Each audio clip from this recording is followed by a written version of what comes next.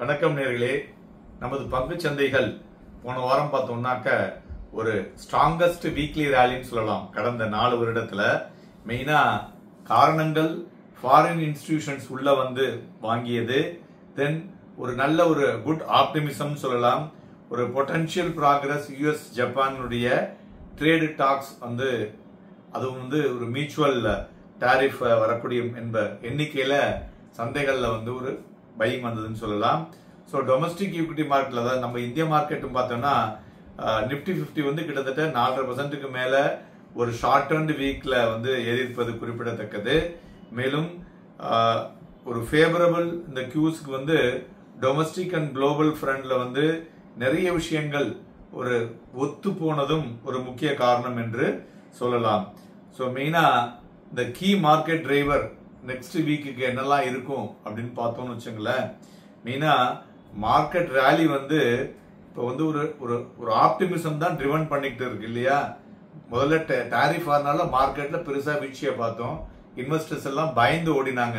நண்பர்களே, நம்ம வந்து நம்ம விஷயங்களை நம்ம கூறி சொல்லி கொண்டு இருக்கும் பொழுது நிப்டி பாத்தீங்கன்னா 1200 புள்ளிகள் ஏறி இருக்கிறது. பேங்க் நிப்டி பாருங்க, பேங்க் நிப்டி வந்து உங்களுக்கு ஒரு 10 நாள் முன்னாடியே தெளிவாக சொன்னேன்.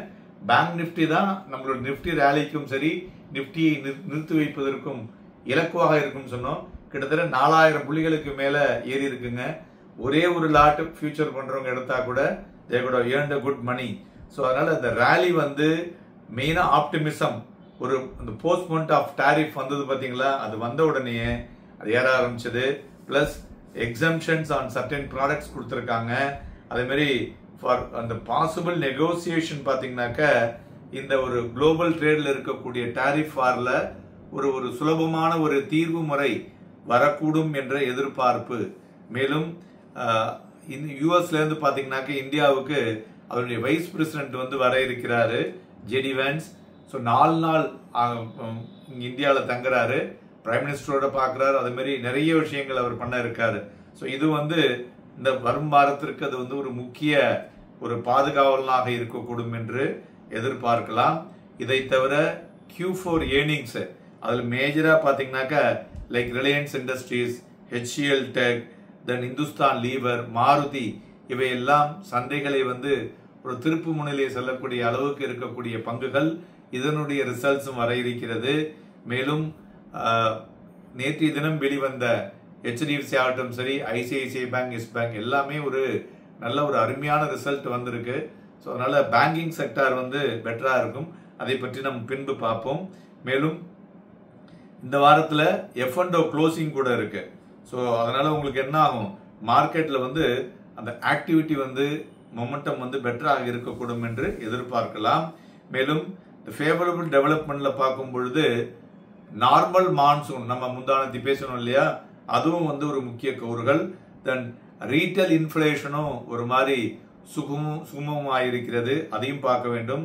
இந்த ரீட்டைல் இன்ஃபிளேஷன் ஈசிங் ஆனதுனால ஒரு பொட்டன்ஷியல் பாலிசி ரேட் கட் வரக்கூடிய நாட்கள் இருப்பது வந்து பெட்டராக இருக்கும் என்று எதிர்பார்க்கப்படுகிறது.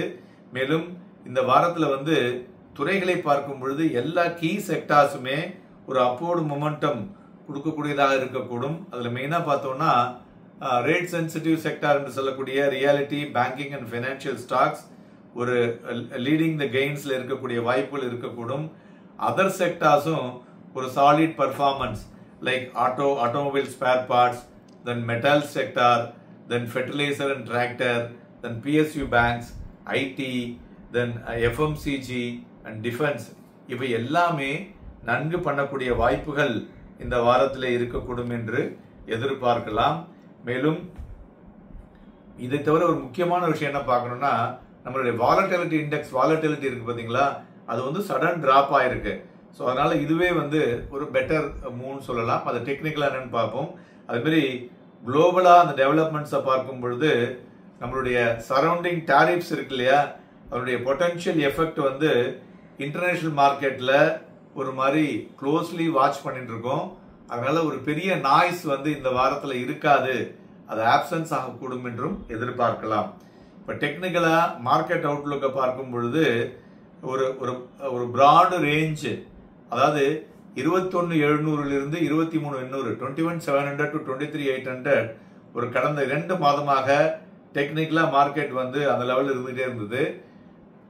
வியாழக்கிழமை அன்னைக்கு பாத்தீங்கன்னாக்க ரீச் த அப்பர் எண்ட்னு சொல்லலாம். கிட்டத்தட்ட இது வந்து ஒரு 100 டே பிளஸ் 200 எக்ஸ்போனன்ஷியல் மூவிங் ஆவரேஜுக்கு மேல முடிவடைந்திருப்பதும் குறிப்பிடத்தக்கது. இந்த பாசிட்டிவ் மொமெண்டம் இது வந்து கண்டினியூ ஆகுமா அப்படின்னா கண்டினியூ ஆகக்கூடிய வாய்ப்புகள் அதிகமாக தெரிகிறது. அதனால அந்த பொட்டன்ஷியல் அப்சைட் அப்படின்னு பார்த்தோம்னா 24,250 to 24,600 ஜோன் வரலையும் செல்லக்கூடிய வாய்ப்புகள், அடுத்த ஒரு 800 புள்ளிகள் வரை நிப்டியில ஏறக்கூடிய வாய்ப்புகள் இருக்கக்கூடும். அதே சமயத்துல விழுந்ததுன்னு வச்சுங்களேன் 23,000 அல்லது 23,300 ஒரு 500 புள்ளிகள் இருந்து 800 புள்ளிகள் வரையும் கீழே இறங்கக்கூடிய வாய்ப்புகள் இருக்கக்கூடும். அது ஸ்ட்ராங் சப்போர்ட்டாக இருக்கக்கூடும். மேலும் இந்த ஷார்ப் டிக்ளைன் இந்த வாலட்டிலிட்டி இண்டெக்ஸ் இருக்கு பாத்தீங்களா, இது என்ன சிக்னலை கொடுத்திருக்குன்னா நம்மளுடைய ரிடக்ஷன் இன் மார்க்கெட்டினுடைய ஃபியர், ஒரு சாப்பினஸ்க்கு அப்புறம் ஒரு ஃபியர் இருந்தது, அதையும் வந்து இப்போ குறைச்சிருக்கு. அதனால கீ செக்டார்ஸ்லாம் ஒரு ஸ்ட்ரெங்தன் இன் த மார்க்கெட். மேலும் பேங்கிங் இண்டெக்ஸ் வந்து நமக்கு ஒரு குரூஷியலா இருந்தது, அது ஒரு பெரிய ஒரு மொமெண்டத்தை கொடுத்திருப்பதும் குறிப்பிடத்தக்கது. அது மாதிரி அதுவும் வந்து ஒரு நியூ ஹையை தொடக்கூடிய வாய்ப்புகள் பேங்கிங் இண்டெக்ஸ்ல பார்க்க முடிகிறது என்று சொல்லலாம். ஸோ அதனால அந்த ஹையர் சைடு பார்த்தோம்னாக்க trigger of 55,000 to 57,000 zone, so இதை தொடக்கூடிய வாய்ப்புகள் இருக்கும். அதுமாரி கன்சாலிடேஷன் பார்த்தோம்னா கிட்டத்தட்ட ஒரு 9 மாசமா அது ஒரு கன்சாலிடேஷன் மூவ்லயே இருந்ததுங்க. அதனால விழுந்தாலும் 51,900 51,900 இருந்து 53,400 ஜோன் வந்து ஒரு ஸ்ட்ராங் சப்போர்ட்டாக எடுத்துக்கொள்ளும் என்று எதிர்பார்க்கலாம். மேலும் நண்பர்களே, வரும் வாரம் என்ன ஸ்ட்ராட்டஜி ட்ரேடர்லாம் யூஸ் பண்ணணும் அப்படின்னு பாத்தீங்கன்னாக்க மெயினா மார்க்கெட்ல சப்போஸ் இனி வாலட்டிலிட்டி மூவ் வந்ததுன்னா பையிங் ஆன் டிப் வந்து ஒரு பெட்டர் ஸ்ட்ராட்டஜியாக இருக்கக்கூடும். ஏன்னா இந்த சிக்னல்ஸ் எல்லாம் பார்க்கும் பொழுது ஒரு continuation of the current recovery வந்து பை ஆன் டிப்ஸ்ல வந்து பிரமாதமா இருக்குங்க. ஸோ அதனால நிப்டி வந்து 23,000ங்கிறது வெரி வெரி ஸ்ட்ராங் சப்போர்ட்டாக இருக்கக்கூடும். அதனால sector wise rate sensitive segment, so இதெல்லாம் பார்த்தீங்கன்னா பிளஸ் ஆட்டோ வந்து ஒரு கண்டினியூ டு பி ப்ரிஃபர்ட் செக்டாராகவும் ப்ரிஃபர்ட் ஸ்டாக்ஸாகவும் வரக்கூடிய வாரத்தில் இருக்கும் என்று எதிர்பார்க்கலாம். இதை தவிர பிராடர் மார்க்கெட்ல பார்க்கும் பொழுது ஒரு விசிபிலிட்டி ஆன் ஃபர்தர் ஸ்ட்ரெங்தன் வந்து பிளஸ் புல்லிஷ் சென்டிமெண்ட்டையும் நம்மளால வந்து அதை வந்து வியூ பண்ண முடியுது. ஸோ அதனால மெயினா அந்த நம்மளுடைய ஏர்னிங்ஸ் வந்து இருக்கு இல்லையா, Q4 ரிசல்ட்ஸ், அது வந்து ஒரு பெட்டர் ரிசல்ட்ஸ் கொடுத்ததுன்னா இந்த மொமெண்டம் அப்படியே வந்து கண்டினியூ ஆகக்கூடிய வாய்ப்புகள் இருக்கக்கூடும் என்று எதிர்பார்க்கலாம். வரும் வாரம் வாங்கி விற்பதற்கும் விற்று வாங்குவதற்கும் ஏதுவாக இருந்தாலும் திங்கட்கிழமை அன்னைக்கு வாங்கி விற்பதற்கு நன்கு இருக்கக்கூடும். Happy and profitable week. நன்றி, வணக்கம்.